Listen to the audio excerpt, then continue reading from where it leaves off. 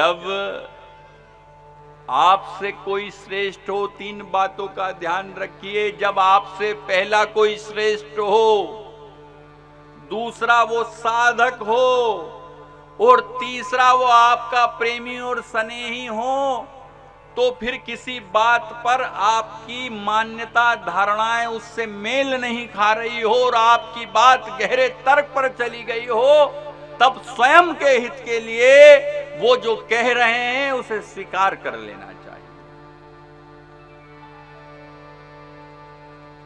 स्वीकार कर कर समर्पण कर देना चाहिए, वहां अहंकार लगाकर इनकार नहीं करना चाहिए। उससे आपका अहित होने की संभावना है।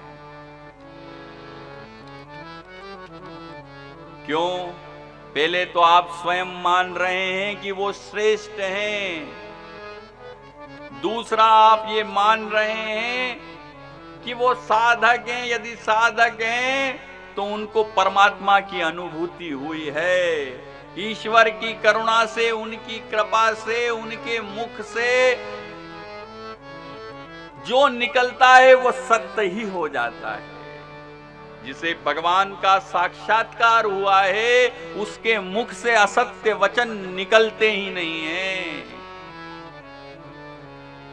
इसलिए वहां समर्पण कर कर उनकी बात को स्वीकार कर लेना चाहिए, वहां अहंकार लगाकर इनकार नहीं करना चाहिए। और ब्रह्म की परिभाषा इतनी सरल भी नहीं है कि एक बार समझाई जाए और वो समझ में आ जाए। वो तो आप जिससे सुन रहे हैं उस पर विश्वास रखकर श्रद्धा पूर्वक श्रवण कीजिए, आज नहीं तो कल समझ में आ जाएगी।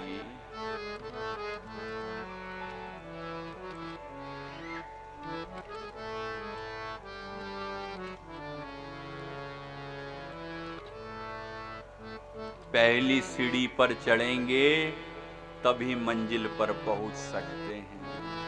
बिना सीढ़ी पर चढ़े, बिना रास्ते पर चले मंजिल पर पहुंचना असंभव है। और पहली मंजिल क्या है? वो है विश्वास।